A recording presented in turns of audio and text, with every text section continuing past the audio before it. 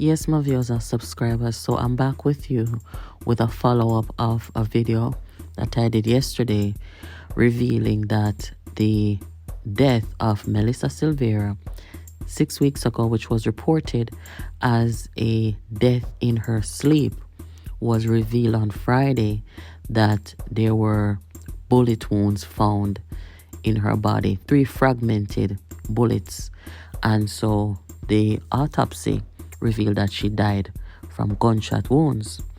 So we have learned a lot in the last few days, and I want to speak specific to the questions that are being asked of the husband, of course, and of the police. This is very bizarre. So since I last spoke with you guys, the Deputy Police Commissioner Fitzbailey upgraded the case to a murder case now.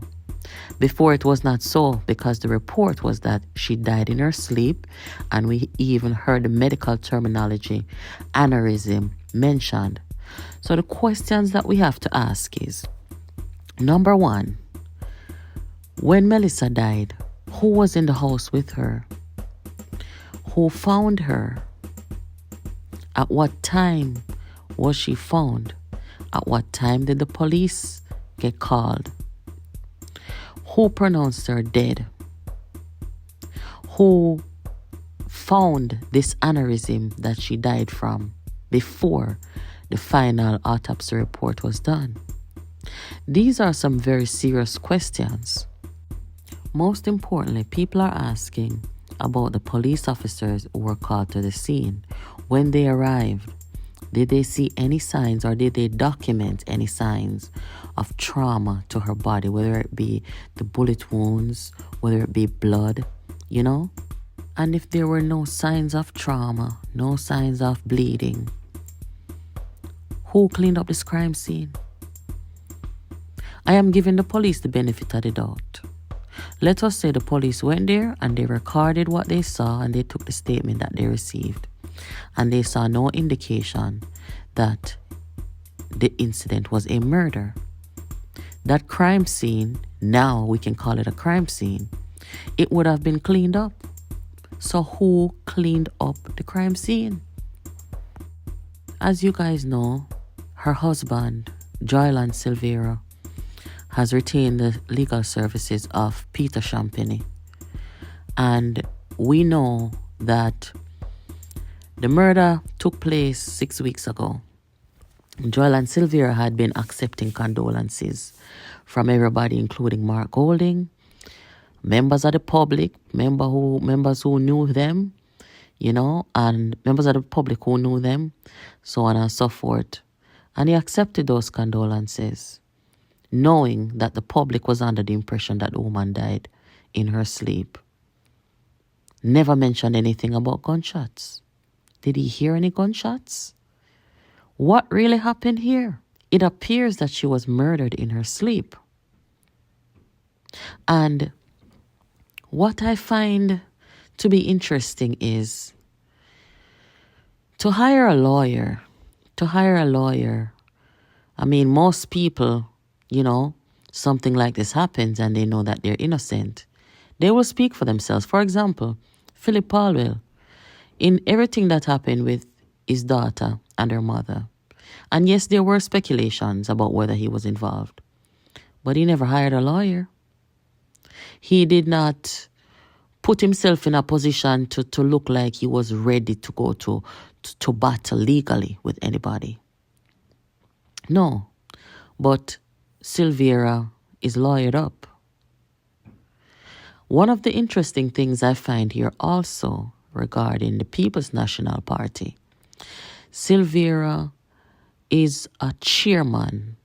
He's a chairman, I believe, in some region in Jamaica.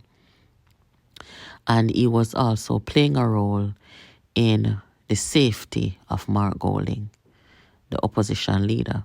You would see Silvera on the road with Mark Golding every day.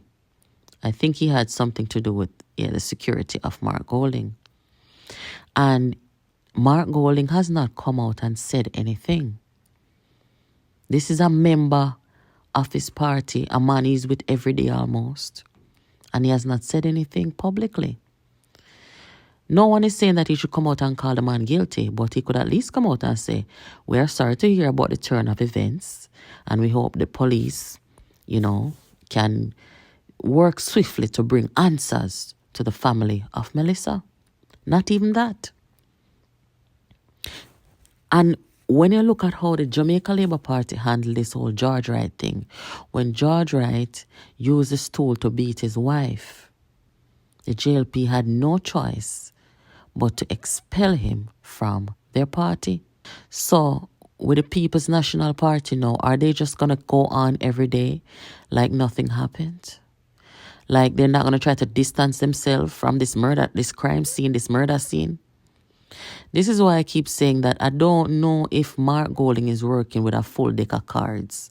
I don't know if Mark Golding is cognitively adept. I don't know. Because under normal circumstances and the normal reaction of a responsible and a mentally intact opposition leader, they would have put out a statement that Friday to say, we heard about the turn of events and we are deeply sorry and we are shocked, and we hope that the police get the cooperation to further investigate to bring closure and answers to the family and to the Jamaican people. They've said nothing. So what is Jamaica supposed to take from their absence of words? What are Jamaicans supposed to take from that? Clearly, my friends, there's been a cover-up. It's been over 6 weeks. None of that.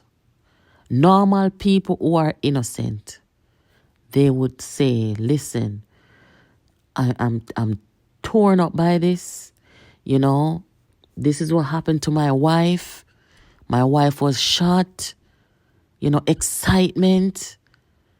Imagine your spouse shot and killed. That's terrible. Also, a news that came out today was that the house, the room that Melissa died in, it was renovated, the mattress thrown out, and the tiles replaced. And I find that to be strange because in less than a month, your spouse dies in her sleep. In less than a month. And you throw out the mattress that quick, and you replace the tiles that quick. A woman who died in her sleep of an aneurysm. Something is wrong, my friends. Something is wrong. And wherever the cover-up is coming from, wherever it started and wherever it ended, I hope and I pray that the Jamaica Constabulary Force will find it. And I hope that in the coming days, in the same way that Fitz Bailey and those people in the Jamaica Constabulary Force leadership, in the same way that he came out and gave a press conference on Soraya Paulwell and her mother and that situation, Fitz Bailey need to come out and give the public an update on what happened to this woman. We need to know. At the very least, interview the police officers and tell the public what is it that they found at the scene. What didn't they do at the scene? What were they told and by whom?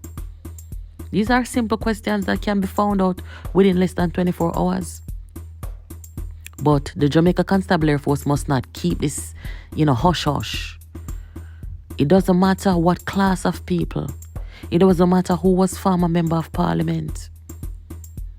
In a weird way, thank God that girl's mother did not live to see what come up to her daughter. I heard it's her only child. So reported this evening, Sunday evening on RGR Online, they are saying that most of the day on Saturday was spent at the Silvera property, their home. Investigators were there. I don't know what they're looking for because they lost most of what was there from a month ago.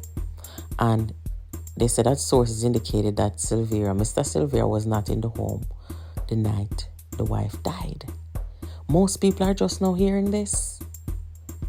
Something very strange has happened, and I hope that the JCF will leave no stone unturned.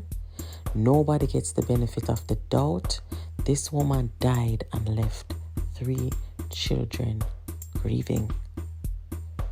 They need justice. They need justice. And Jamaica needs to know what happened. Anyway, guys, keep it locked here to Jamaica Politics Uncovered. Keep sharing and keep inviting your friends to subscribe over here. I'll catch you in the next video. Take care.